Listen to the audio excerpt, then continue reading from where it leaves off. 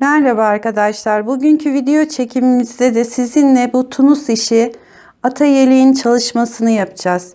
Bu internette çok fazla şiş ile yapılmış olanları var ama tunus işinden çok fazla olmadığını söylediler. Onun için ben sizler için tunus işi çalışması yaptım bu yeleğimizi.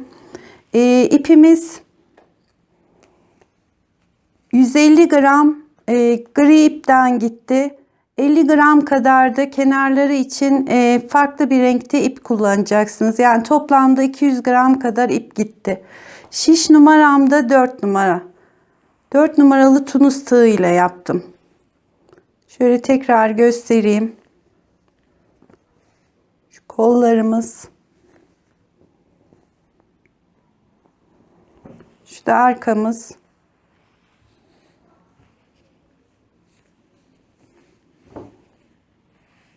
Evet, şimdi bunun çalışmasına başlayalım arkadaşlar. Evet arkadaşlar, yeleğimizin bir yönü bu şekilde olacak. Fakat şimdi ben bu kısmı yaptım. İpimiz gri, şişimiz de gri. O yüzden şöyle pembe bir iple göstermek istedim. Daha net görünsün, artırma yeri diye. Şimdi 1 2 3 tane zincir çekiyoruz. 3 zincirden 3 ilmek alıyoruz.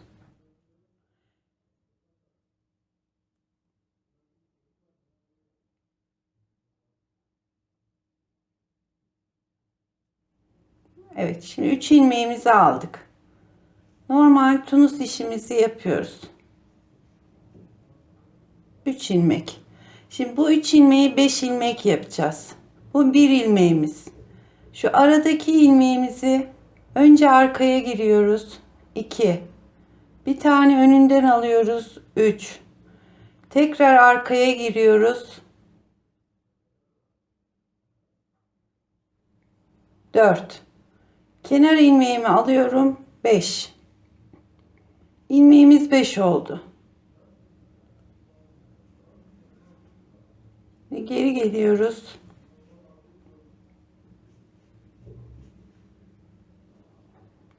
Şimdi de 7 yapacağız ilmeğimizi. 2 ilmeğimizi aldık. Şu ortadaki ilmekten yine 3 ilmek çıkarıyoruz. 1 2 tekrar arkaya doğru girdim. 3 ve kenardaki 2 ilmeğimiz. Başta ve sonda ikişer ilmeğimiz sabit olarak gidecek.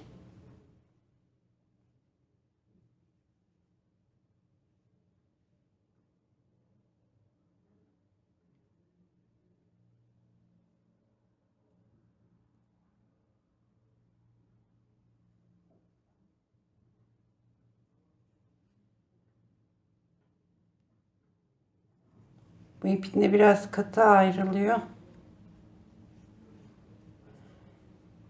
Şimdi 2 ilmeğimizi yine alıyoruz. Yanındaki 3. ilmekten ilmek artırıyoruz. Önce arkadan alıyorum. Sonra kendi ilmeğini. 4. Aradakini alıyorum. Sonda 2 ilmeğimiz kalacak. 2 ilmeğin yanındaki ilmekten ilmek artıracağız. Önce arkadan alıyorum. Sonra öndeki ilmeği. Sondaki 2 ilmeğimi de örüyorum. Şimdi 1 2 3 4 5 6 7 8 9. Tekrar artırma yapıyoruz. Önce 2 ilmeğimizi 3. ilmeğimizden bir ilmek daha çıkarıyoruz. Arada kaç ilmeğimiz varsa onları örüyoruz. Sonda 2 ilmeğimiz kalacak. Onun yanındakinden tekrar artırma. Arkadan aldım. Şimdi kendi ilmeğini alıyorum. Bir kenar ilmeği.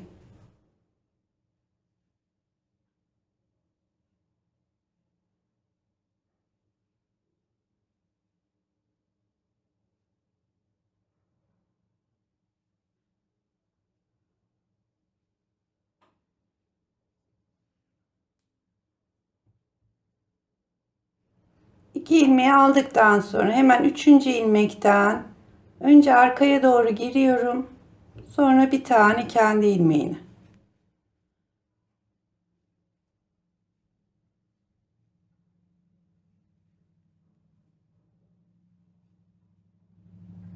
İki ilmeğimiz kaldı mı yine artırma.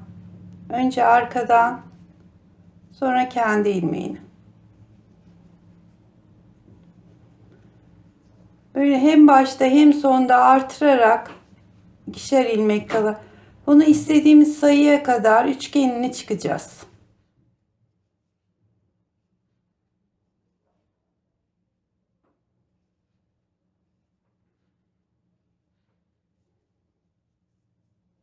Son bir tane daha yapalım, net anlaşılsın. 2'yi ördüm. Üçüncüyü şöyle arkadan alıyorum. Tekrar aynı ilmeği bir kere daha.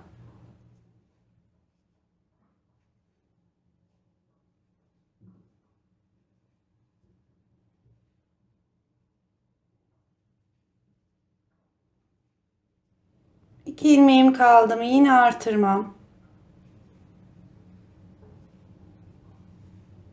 Ve ana ilmeğim.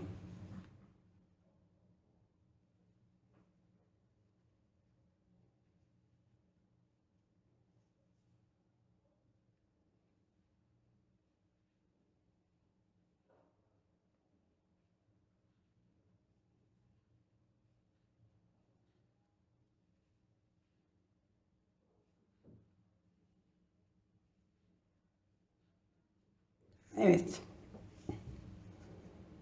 Bakın artırmamız bu şekilde.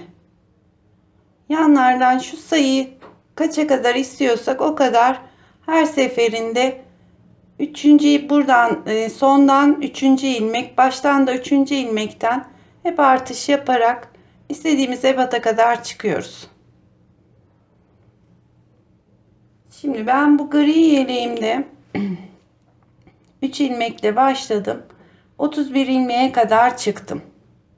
31 ilmekten sonra artık artırma yapmadım. Dümdüz devam ettim. Şuranın bir santimini vereyim. Şu kısım tam düze geçtiğim yer. Oradan ölçeceğiz.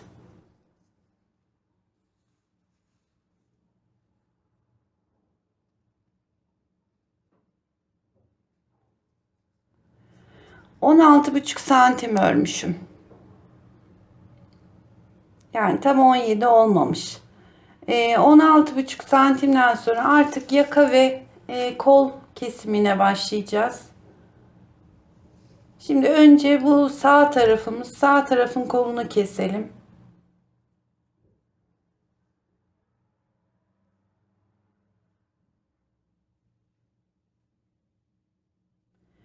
Aynı anda veya bir dahaki sefer başlayalım yaka kesmesine.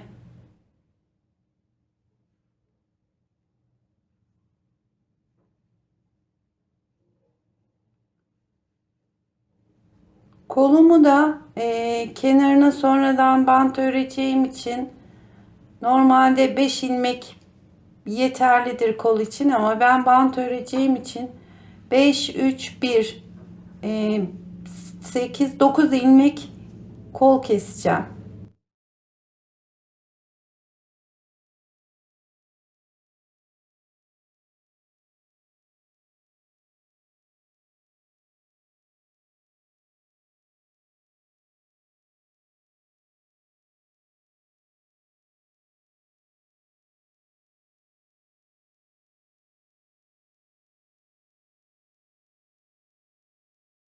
Şimdi burada 1, 2, 3, 4 şu beşinci keseceğimiz ilmek. Onunla yanındaki ilmeği aynı anda alıyorum ki bir ayrıklık olmasın şurada diye. Şimdi 5 tane kesmiş olduk.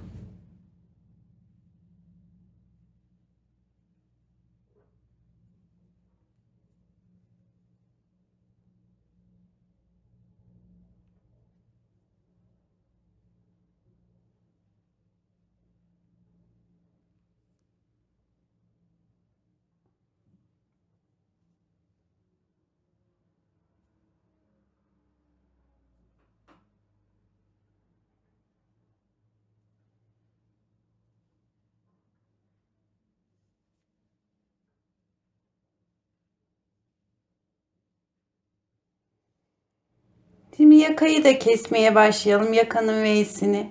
Yine baştan 2 ilmeği alıyoruz. Hemen başta kesmiyoruz. 2 ilmeğin yanındaki 3 ve 4. ilmeği birlikte alıyoruz. Ve kola doğru devam ediyoruz.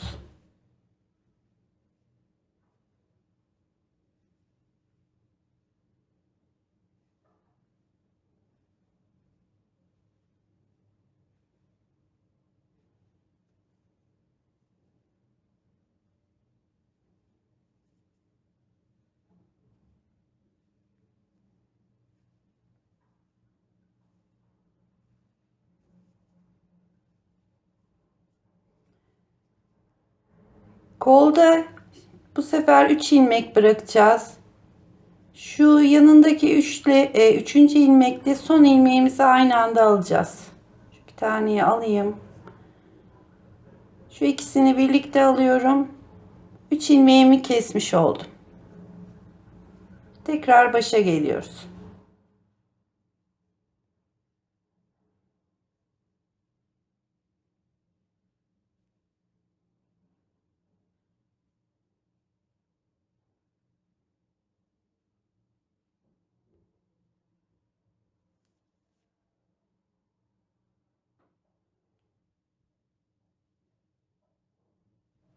Şurada 2 ilmeği aynı anda aldığımız ilmek. Şimdi yakanın V'si devam edecek. 2 ilmeğimi aldım. Tekrar bu sefer yanındaki 3 ve 4. ilmeği birlikte alıyorum. Bir ilmek daha kestim.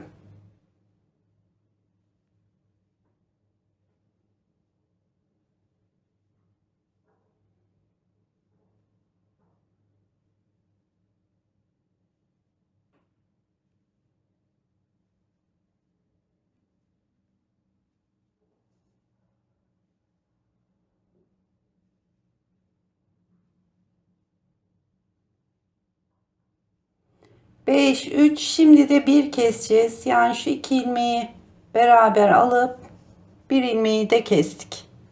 Kol kesmemiz bitti.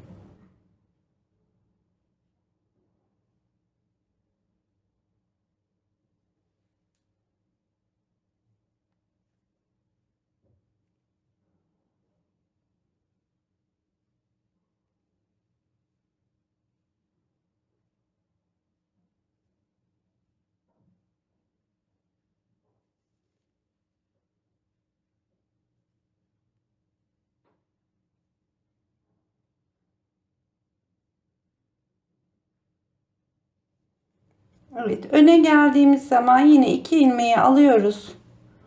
Yanındaki 2 ilmeği de birlikte alıyoruz.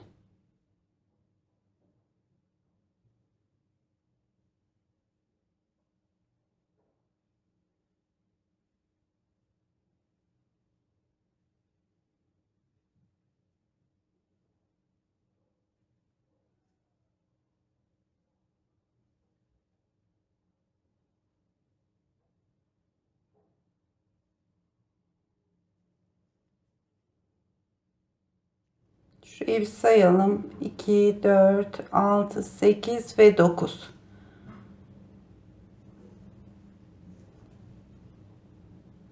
Şimdi artık kol kesmemiz yok. Normal orası düz olarak çıkacak.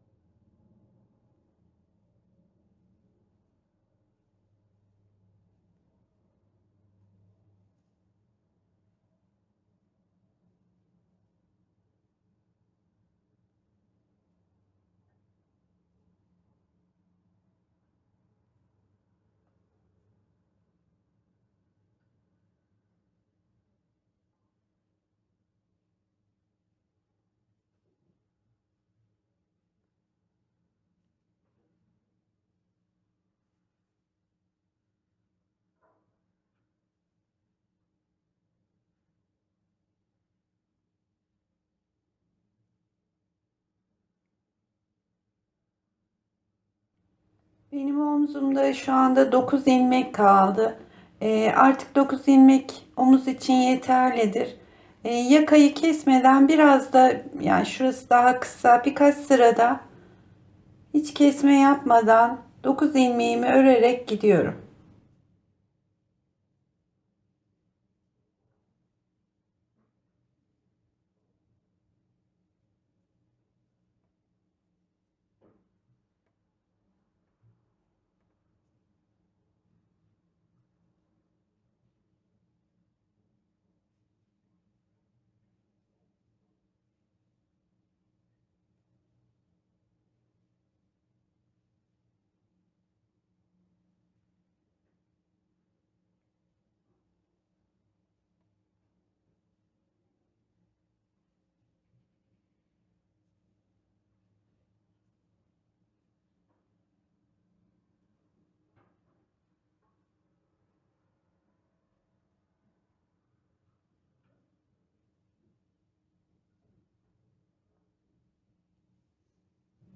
Sanırım bir sıra daha yapsak yeterlidir.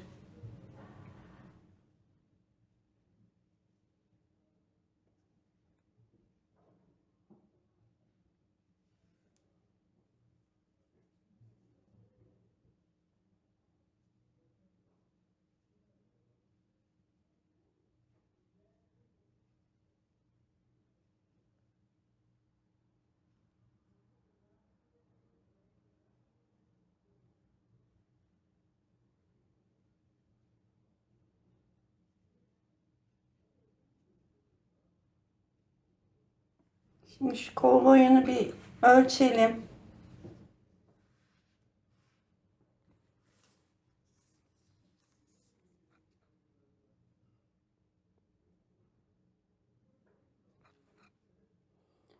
...12 santim olmuş. Kol için yeterlidir bu. Şimdi kapatalım. Omzumuzda tekrar ilmek alıp diğer ilmeğin içinden geçirerek kapatmasını yapıyoruz.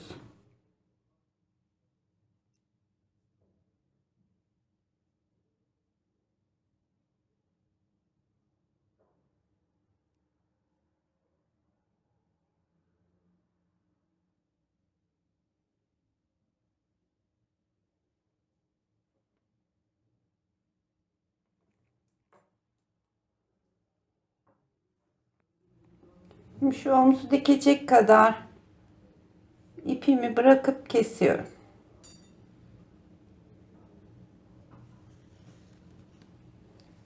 Evet, bir tarafımız bitti. Şimdi diğer önü de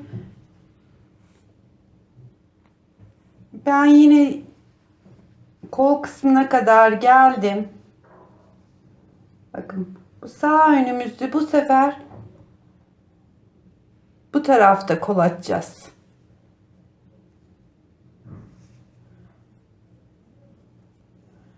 5 ilmek kesmiştik. Yine 1, 2, bu tarafta da böyle açıyoruz kolumuzu. Yani sık iğne ile yürütüyoruz. 3, şu 4 ve 5. ilmeği birlikte alıyorum. Devam ediyorum.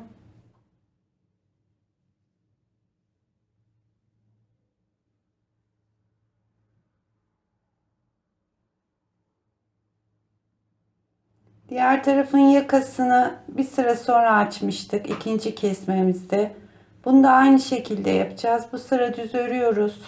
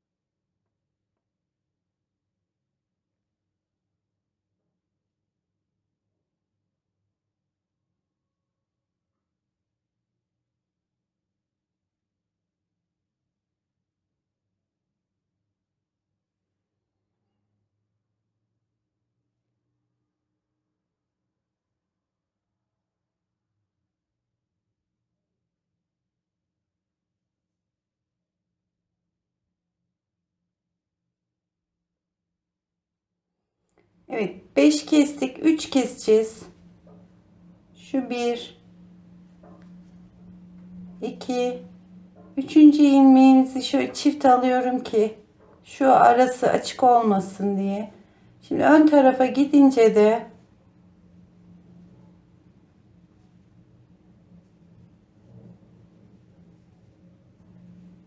ikinci sıramızdayız. Ön tarafta da yakamızı oymaya başlayacağız.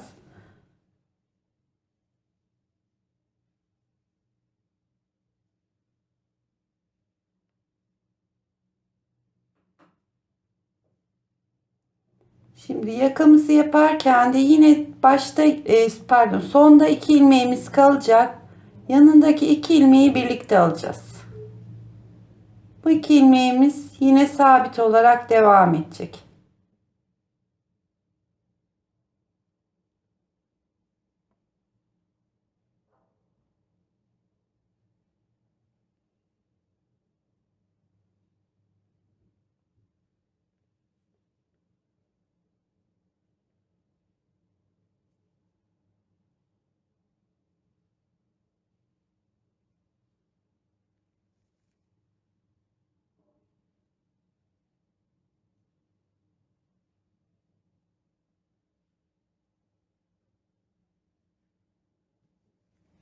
Evet, şimdi sadece bir ilmek keseceğiz.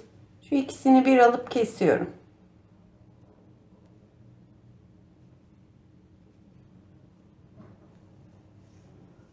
Bu öne gelince yine baştaki ilmek bırakıp yanındaki 3 ve 4. ilmeği kese kese aynı diğer omuz ön yeleğimiz kadar yapacağız, bitireceğiz. Evet arkadaşlar, ön parçalarımız bitti. Arkamızda önlerimiz 31 ilmekte, arkayı da 60 ilmek yaptım. Yine 16,5 santim ördüm. Aynı şekilde kolları kestim, bitirdim. Omuzların dikişini yapacağız. Ben bir tanesini diktim. Şimdi sizinle diğer omuzu dikelim.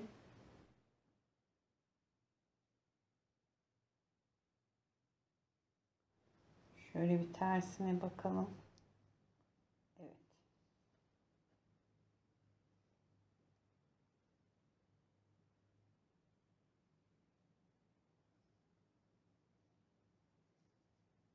Dokuz ilmekte omzumuz 2, 4, 6, 8 ve 9. Şuradan başlayacağız.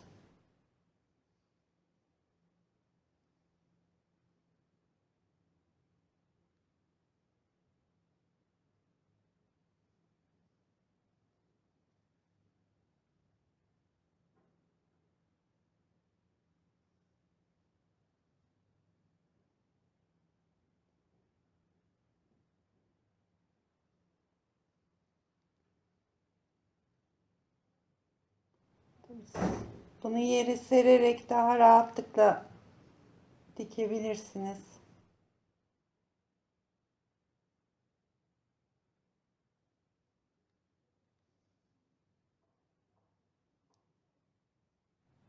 Omuzları önden dikiyorum ki şu birebir şu ilmekleri almaya çalışıyorum ya, alttan gelenle üstten gelenin.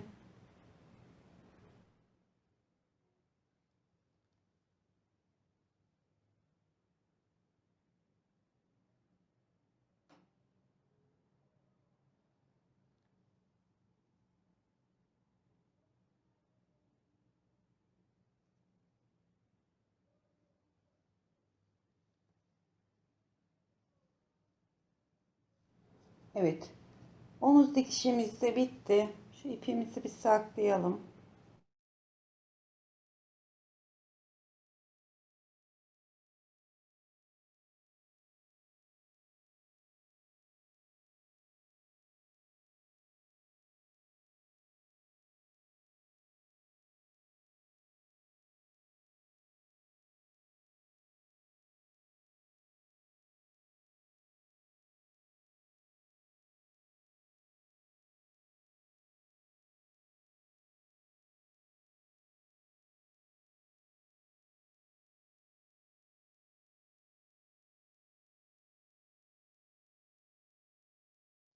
Şimdi hiç yanları dikmeden önce Kolumuzun etrafındaki bantı öreceğiz.